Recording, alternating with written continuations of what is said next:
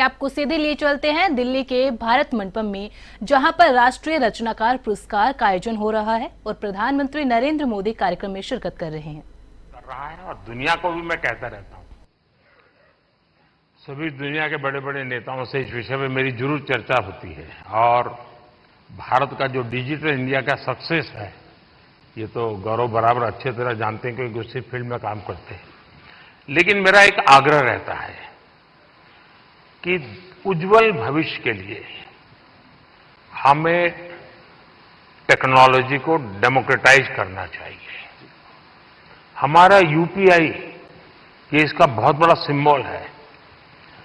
ये कुछ लोगों की बपोती नहीं है, ये सबके मालिकी है और दुनिया तभी आगे बढ़ेगी। कोई उसका एक बड़ा कंपनी का मालिक बन गया और दुनिया बांट रहा है, ऐसा नहीं। हम उसको डेमोक्रेटाइज करते हैं और मैं मानता हूं जितना ये पहलू आपके माध्यम से पहुंचेगा कि टेक्नोलॉजी को डेमोक्रेटाइज करने की क्यों जरूरत है, दुनिया के उज्जवल भविष्य के लिए थोड़ा सीरियस विषय लगेगा। लेकिन मैं गौरव जैसे दोस्तों से चाहूंगा कि आप इसको जरा बल दीजिए। सर, मुझे ऐसा लगता है कि टेक्नोलॉजी जो है वो हम सभी को एक ताकत देती है आज की दुनिया में। मैं अभी पेरिस में गया था पिछले हफ्ते और मैंने जब वहां की टिकट यूपीआई से खरीदी तो बहुत खुशी हुई और मुझे लगता है कि इंडिया के पास में वो सारे सॉल्यूशंस हैं जो पूरी दुनिया के देश जो है अपनी जगहों पर इंप्लीमेंट कर सकते हैं। तो जरूर से कोशिश रहेगी। बहुत बहुत बधाई। Thank you.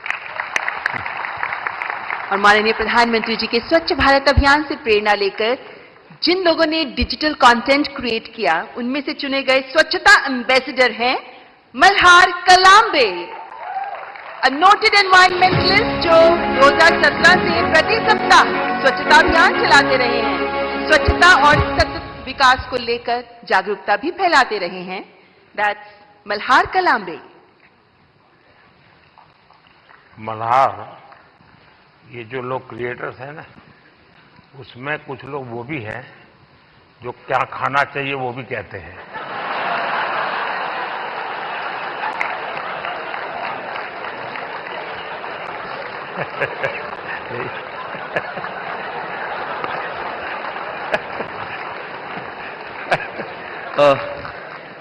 इस पुरस्कार के लिए शुक्रिया। मैं बेसिकली एनवायरमेंटलिस्ट हूँ। हम पिछले 6.5 साल से मुंबई में स्वच्छता मुहिम चला रहे हैं, आप ही से प्रेरणा लेके। पिछले 6.5 सालों में उन्होंने 500 से ज़्यादा क्लीनअप ड्राइव्स ऑर्गेनाइज की है, 80 लाख किलो से ज़्यादा कचरा मुंबई से साफ किया है। बट इतने सालों में मैंने एक चीज़ देखी है कि लोगों को कचरा उठाने में शर्म आती है, लज्जा लगती है। कई लोगों ने मुझे कचरे वाला तक कहा है। बट मैं एक चीज़ में विश्वास रखता हूँ कि अगर देश साफ करना है तो हाथ तो गंदे करने पड़ेंगे। Thank you. बहुत बहुत शुभकामनाएं। और आपने युवकों को बड़ी प्रेरणा दी है और अच्छी अच्छी सेलिब्रिटीज उनके साथ जुड़ती हैं, काफी मेहनत करते हैं और नियमित रूप से करते हैं, ऐसा नहीं टोकनिज्म करते हैं।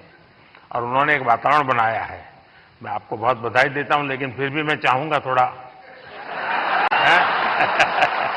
बट सर, मैं एक चीज कहना चाहूंगा, अपने अंकित भैया के साथ लास्ट ईयर स्वच्छ भारत दिन के दिन क्लीनअप किया था।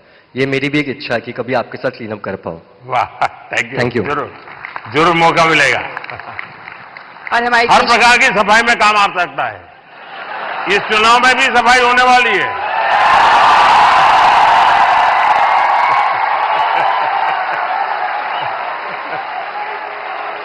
और हमारे देश की समृद्ध फैशन परंपराओं को आगे बढ़ाने के लिए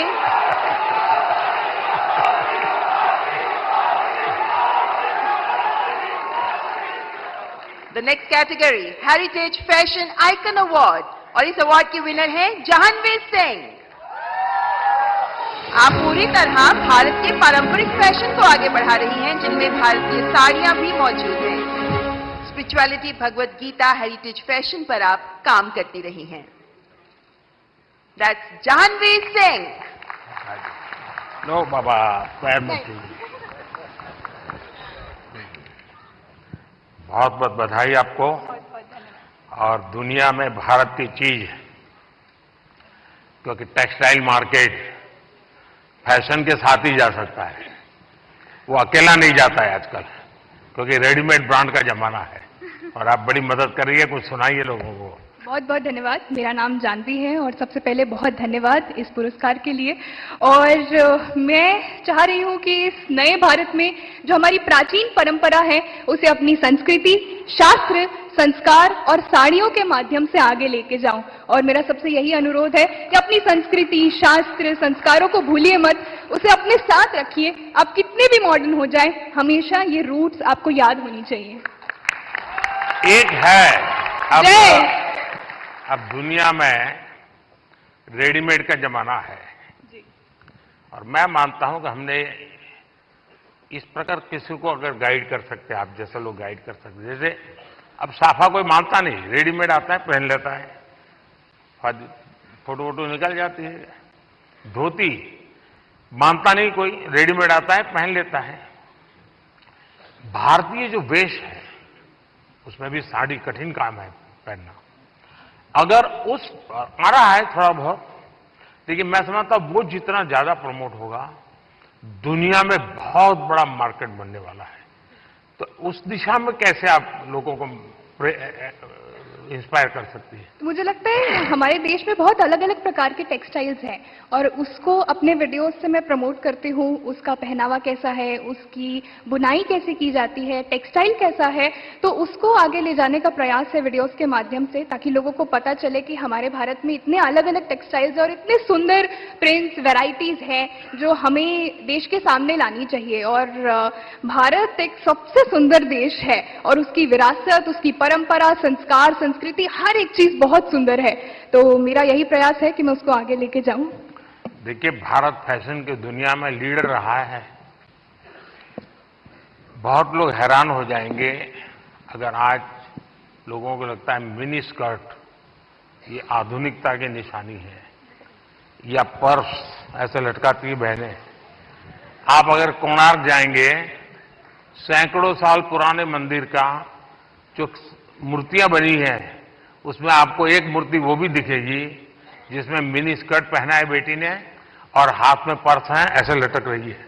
यानी सैकड़ों साल पहले फैशन का वो नॉलेज यहां पर पत्थर तराशने वाले को भी था। यानी भारत की इन विविधताओं को हम दुनिया में ले जा सकते हैं। बहुत बहुत बधाई आपको। बहुत बहुत धन्यवाद।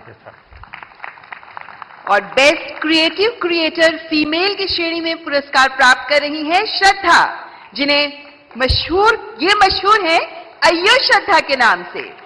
आप अलग अलग भाषाओं में कॉमेडी प्रस्तुत करती हैं, हास्य कलाकार। दैट्स श्रद्धा। अय्यो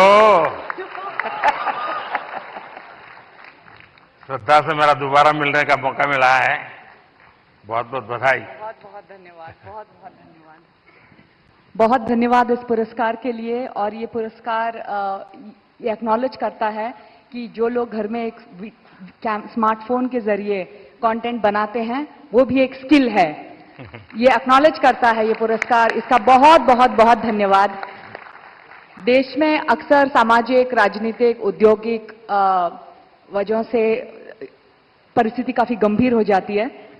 मेरी कोशिश ये रहती है कि इसमें अगर एक ह्यूमरस पॉइंट ऑफ व्यू या हास्य रस मिलाया जाए तो एक पॉजिटिविटी फैलाई जा सके। जो भी परिस्थिति हो, आई थिंक हमारे देश के लोग इतने प्यारे हैं कि परिस्थिति कितनी भी गंभीर हो, हम हर चीज में मुस्कुराने की वजह ढूंढ लेते हैं। और मैं अपने कंटेंट से ये वजह दर्शाने की कोशिश करती हूँ। बहुत बहुत धन्यवाद। बहुत धन्यवाद। देखिए, बाजार से सब्जी कितनी बढ़िया क्यों ना लाए, उसमें जब तक तड़का नहीं लगता है ना, टेस्ट नहीं आता है। तो ये हास्य की चीजें जो है वो तड़का का काम करती है जिंदगी में। और आज आपकी स्पॉन्टेनिटी ने सबको फ्लोर कर दिया है। Thank you. Thank you so much. Thank you. Thank you. Thank you.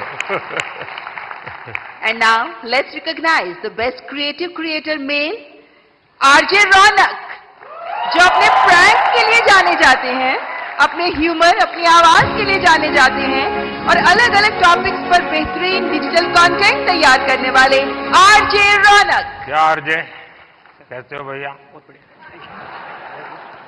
रौनक ने ही आरजे नाम पॉपुलर कर दिया। सर मुझे लगता है कि आपने भी रेडियो को पॉपुलर कर दिया, तो उसके लिए बहुत बहुत धन्यवाद। और अक्सर जब मैं रेडियो में प्रोग्राम करता हूं और लोगों से रेडियो के बारे में बात करता हूं, और मुझे अच्छे से याद है जब मन की बात प्रोग्राम शुरू होने वाला था, तब हमने यही कहा था कि हमारी इंडस्ट्री में और एक व्यक्ति आ रहे हैं। हमने इतने सालों से काम किया, लेकिन शायद वो फर्स्ट डे से ही सारे रिकॉर्ड्स तोड़ देंगे, तो उसके लिए बहुत बहुत धन्यवाद। बहुत बहुत बधाई आपको। Thank you Modi ji. और सारी रेडियो फ्रेटर्निटी की तरफ से मैं आपको धन्यवाद कहूंगा, क्योंकि शायद यहां पर रेडियो का मैं इकलौता हूं आपके अलावा जिसको ये अवार्ड मिल रहा है। यहाँ बहुत लोग होंगे जो भी दुनिया में होंगे, और मैं पक्का मानता हूं कुछ लोग तो अपने गीत खुद ही रिकॉर्ड करते होंगे, फिर खुद सुनते होंगे, और घर में अगर माँ गुस्सा करती है तो सुनाते होंगे। बिल्कुल। सबकी तरफ से मैंने सोचा था पहले कि कभी मैं ऑनरेबल प्राइम मिनिस्टर से मिलूंगा तो मैं उनसे बउआ के स्टाइल में वही कहूंगा जो मैंने बहुत सारे हजारों लोगों को कहा है, नमस्ते सर मैं बउआ बोल रहा हूं। बहुत बहुत धन्यवाद सर। थैंक यू भैया। And now moving on to the best creator in food category, and the award goes to Kavita's Kitchen. एक हाउसवाइफ जो बन गई digital entrepreneur. She has played a vital role in celebrating the rich culinary heritage of India.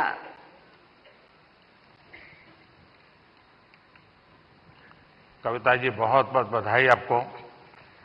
धन्यवाद sir. Prakash ji सच्ची वो जो मल्हार है ना, उनको खाना बनाना हाँ सिखाओ। उसको कुछ सिखाइए। हाँ। हाँ। हाँ। सर धन्यवाद इस पुरस्कार के लिए। और मैं खाना बनाना सिखाती हूँ लोगों को, और मैं चाहती हूँ कि घर के मतलब जो फैमिली मेंबर है वो घर के हर मेंबर को खाना बनाना सिखाए, क्योंकि कोविड के टाइम पे हमें पता चल गया कि खाना बनाना कितना जरूरी है सीखना। तो पढ़ाई के साथ साथ इसको भी हम अपनी लाइफ स्किल में ऐड करें तो ज़्यादा अच्छा होगा। और साथ में मैं चाहती हूँ कि जैसे स्कूल वगैरह में हम बच्चों को बाकी चीज़ें पढ़ाते हैं, तो उसके साथ अगर हम एग्रीकल्चर भी सिखाएं तो बच्चों को ये पता चलेगा कि एक अनाज उगाने में कितना मेहनत होता है, तो शायद उसकी वजह से फूड वेस्टेज कम होगा। और खाना बनाने में कितनी मेहनत होती है तो उसकी वजह से भी वेस्टेज को हम रोक सकते हैं। तो ये मेरी सोच है, मैं चाहती हूँ कि ऐसा अगर हो तो फ्यूचर में अच्छा होगा। अच्छा हुआ आप इस काम को किया, और आपके कारण लोग जानेंगे कि वरना हमारे गुजरात के लोगों का एक स्वभाव रहा है, वो सैटरडे शाम को कहीं के रेस्टोरेंट ढूंढते रहते हैं फास्ट फूड। और फिर वहाँ मैक्सिकन कहाँ मिलेगा, पिछले सप्ताह मैक्सिकन लिया, इस बार इटालियन कहाँ मिलेगा। और अगर वो कुल्लू मनाली जाएंगे तो यार गुजराती डिश कहाँ मिलेगा।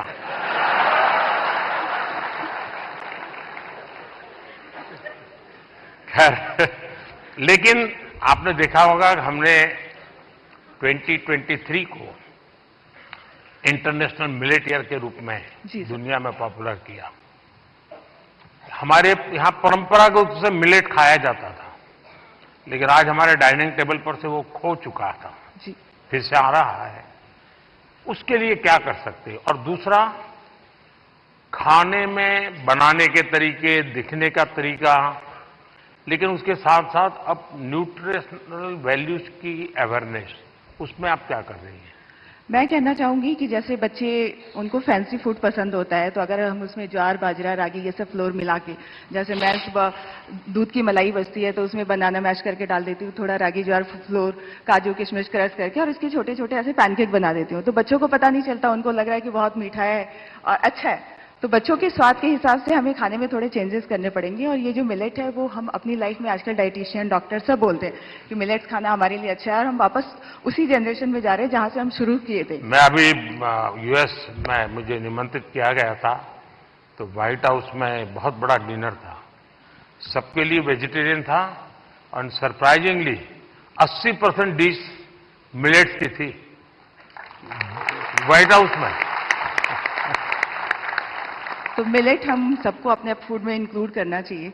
और ये नहीं, आपकी बात सही है कि बच्चों को उसमें रुचि बननी चाहिए। मैं याद है, खैर मैं बच्चा नहीं था तब,